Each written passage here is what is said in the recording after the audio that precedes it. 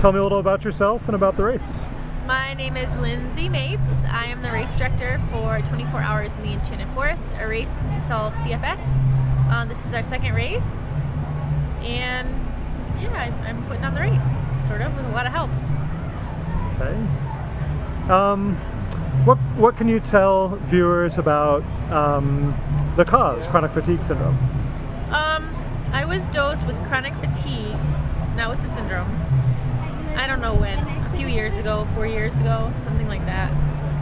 And Claudia Goodell, whose husband is a mountain bike racer, her husband heard that I wanted to start races, and she contacted me, not knowing that I was recently diagnosed with chronic fatigue and had to quit my job and was not leading the lifestyle that I once led, and asked if I would be interested in planning a mountain bike race as a benefit for chronic fatigue syndrome, as education and fundraising.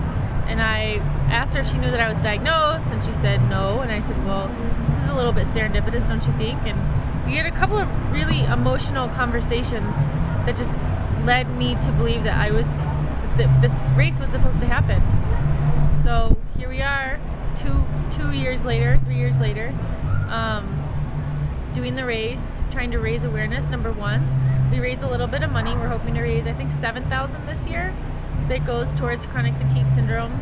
The racers pay for it. It's a donation, a mandatory donation of $25 a person. And there's not a lot. I mean, chronic fatigue has probably been around for a while, since the 50s, 60s or so. But there's a lot of people that have it that don't know they have it. And it's kind of an unknown thing. People don't know about it, and they need to know about it because so many people are affected by it. So this is just one little way of raising awareness and donating a little bit of money. And certainly in the Southwest, people know about it now. They're learning more and more about it. So. And what do you envision for the future for the race? Well, I'd like the race to continue to get bigger. I mean, it's always a goal. As a race promoter, that's my job. I'd like to break even. But the more people we have, the more money that is raised for CFS, for research, for promotion for education, I should say, to let other people know about this. And yeah, raise more money, raise more awareness.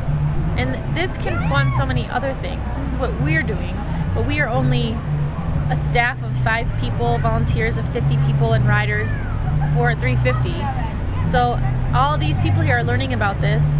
People in the CFS community are learning about this. They can get inspired or do more things, because there's at least a handful of racers out here that have CFS that are riding, that know they have CFS, that may just like to mountain bike race, or may be here because they want to support the cause. But we'll see what we can spurn out of this, what other people start doing. Something needs to happen though. And what would you say are the most enjoyable aspects of coming out here for riders and spectators? For riders? Well, for riders and spectators? Riders or spectators. Well, I think that this is more, I mean, there's a mountain bike race, but there are lots of other components. It's more of an event. It's a weekend of events. We have kids stuff going on, family stuff going on, funny stuff going on, serious stuff going on. So I think it's fun for spectators. For racers, this race in particular has an excellent course. It's one of the best courses in the Southwest, so racers like it just because they get to ride an excellent course.